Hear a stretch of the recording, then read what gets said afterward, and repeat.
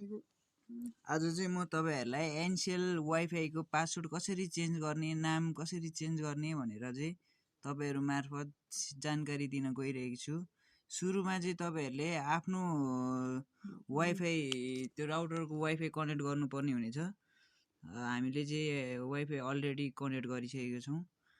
अब तपाईहरु त्यसपछि भनेको क्रोम आफ्नो मोबाइलमा क्रोम खोल्नु पर्नेछ। यसरी क्रोम खोलेपछि यहाँनेरि वाइफाई को आईपी एड्रेस चाहिँ तपाईहरुले हाल्नु पर्नेछ 192 हाम्रो चाहिँ सुरुमै पहिले नै अलरेडी हानिसकेको हुनाले Ncell WiFi Wirefree Plus यहाँ देखिरहनु भएको छ तपाईले यसमा टक्क टिप्ने। त्यसपछि भनेको यस्तो खालको लोगो आउँछ। त्यसपछि तपाईहरुले चाहिँ लगइन गर्नुपर्ने हुन्छ। टक्क लगइनमा थिच्नुस्। त्यसपछि यहाँ आफ्नो युजर नेम र पासवर्ड एडमिन रहेको छ। एडमिन अनि पासवर्ड पनि तपाईहरुको एडमिन नै हुन्छ। अब तपाईहरुले लगइन गर्नुपर्ने हुन्छ यसलाई चाहिँ। हजुरहरुले लगइन गरिसकिसकेपछि चाहिँ पासवर्ड चेन्ज गर्नको लागि चाहिँ क्विक सेटिङ भन्ने देखिरहनु भएको छ। तपाईहरुले वहाँ क्लिक गर्नुहोस्।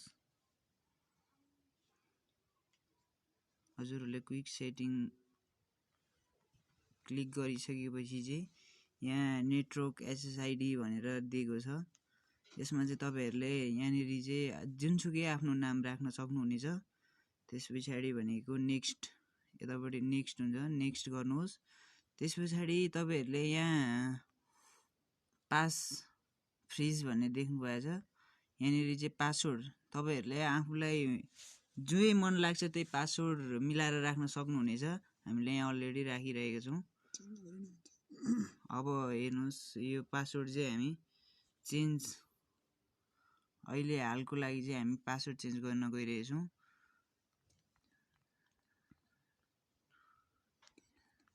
यो पासवर्ड चाहिँ हामी चेन्ज गर्न गइरहेका छौं। यसरी तपाईहरुले नि हान्न सक्नुहुन्छ। अनि यहाँनेरि नेक्स्ट गर्नुपर्ने हुनेछ पासवर्ड हानिसकेर। त्यसपछि भनेको तपाईहरुले फेरि अप्लाई यहाँ अप्लाई देखिरहनु भएको छ। अप्लाईमा क्लिक गरिसकेपछि यस्तो खालको देखाउँछ फंक्सन। यसलाई एस गर्नुहोस्। तपाईको पासवर्ड चेन्ज भइसक्यो। अन्तिमसम्म भिडियो हेरिदिनु भएकोमा धन्यवाद। यस्तै जानकारीमूलक भिडियो हेर्नको लागि हाम्रो Bhupendra Paudel YouTube channel subscribe गर्न नभुल्नुहोला। अन्तिमसम्म पनि लाइक कमेन्ट गर्नुभएको छैन भने लाइक कमेन्ट गरिदिनुहोला।